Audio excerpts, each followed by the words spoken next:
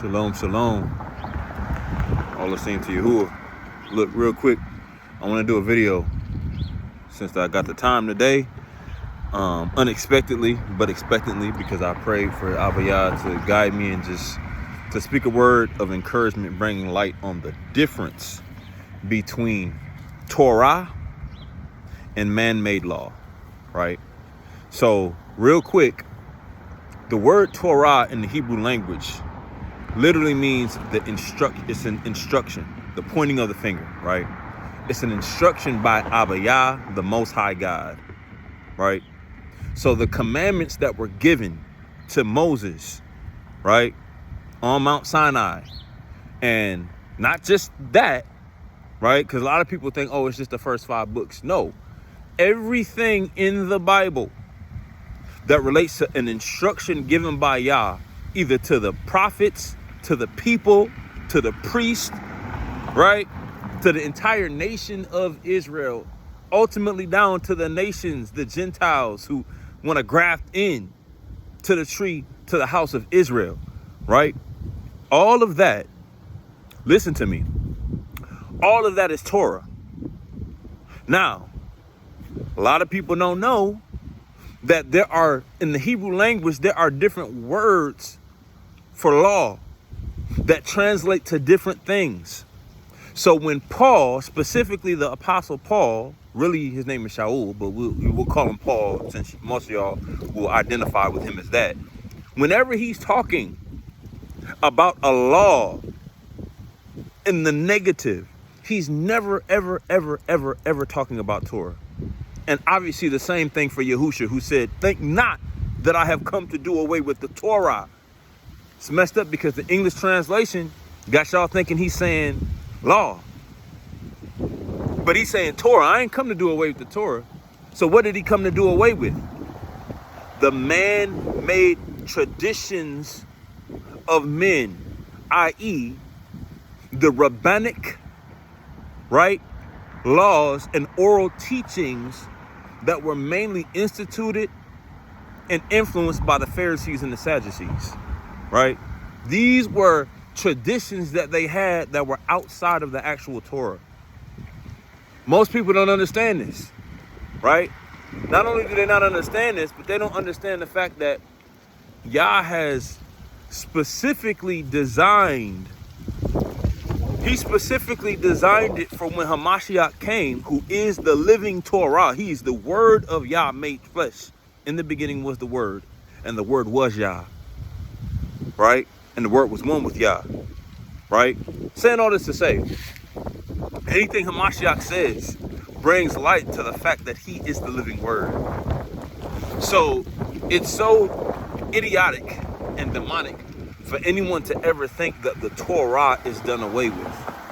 What it is you have a European religion called Christianity that was created. Let's just be real. Christianity was created by a white boy named Constantine.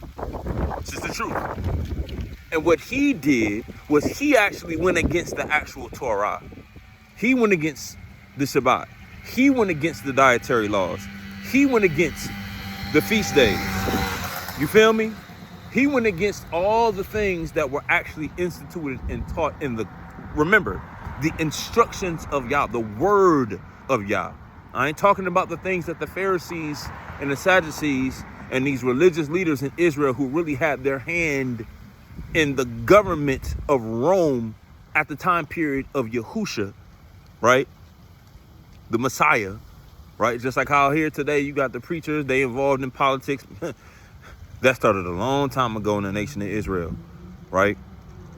Where they were affiliated with the governmental powers of Rome. So saying all this to say, Hamashiach never come to do away with the actual Torah, the instruction of Yah. And anytime, especially like when you read the book of Galatians, anytime you hear Paul saying anything where he's talking about the law being a noose around our neck, you might hear him talk about that in the book of Romans too, right?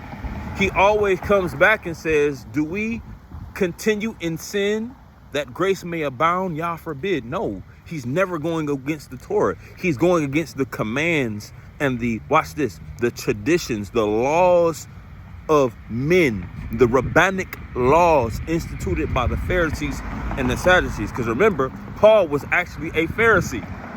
So he understood Pharisaical law. He understood the Torah. He understood Sadduceical law.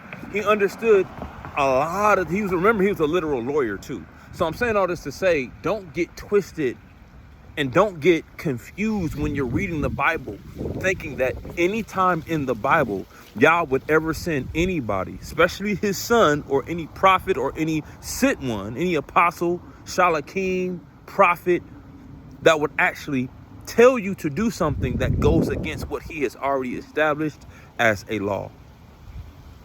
That's idiotic. That's demonic. It's retarded. And I had to make this video because that's what a lot of our people are hung up on.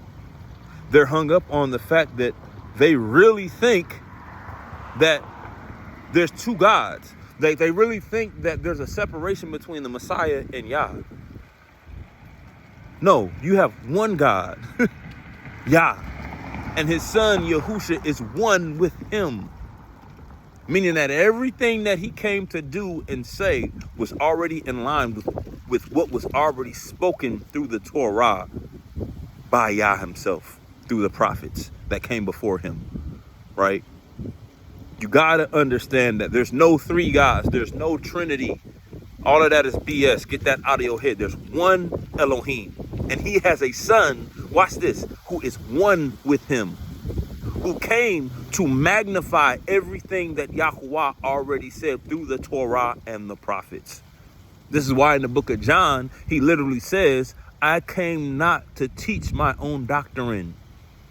Everything that I speak is what I speak of the Father, right? I always do the things that please my Father. What is he saying? He said, I'm coming to fulfill his word. I'm coming to magnify what he has already spoken and said. And so the religious leaders at the time had a major issue with him because of that. That's why they wanted to stone him. That's why they wanted to kill him. That's why they called him blasphemous, because they knew him saying that he was the son of Yah. Watch this, y'all. Made him one with the Father. Not some separate God that came to set up a new religion. That's crazy. No. Hamashiach did not come to set up Christianity. He never kept Christmas. He never kept Thanksgiving.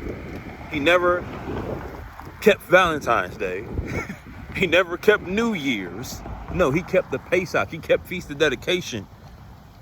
He kept Sukkot, also known as the Feast of Tabernacles. He kept Shavuot. He kept the Shabbat. He didn't worship on Sunday.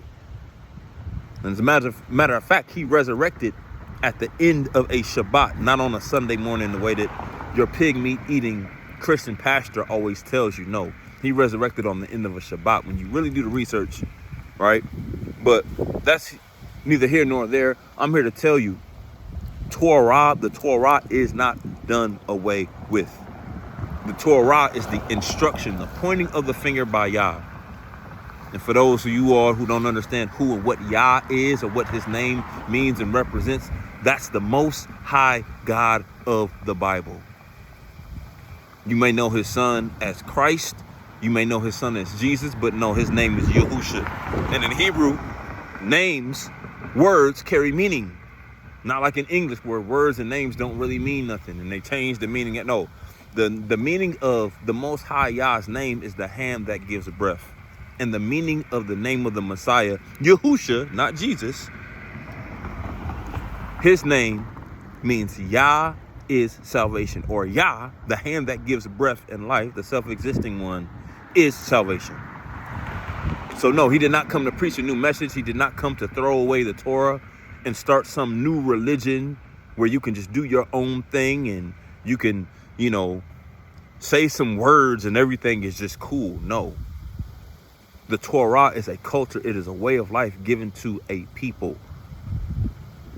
The chosen people of the script, who happens to be us. Hallelujah. So I just want to drop that in your ruach. No, there's different meanings for this. Is why you got to study the Hebrew language, because there's different meanings for law and Torah. And yeah, the Torah is not done away with. It's still living. Our King, Yahusha, is still living, seated at the right hand of the Father. Shalom.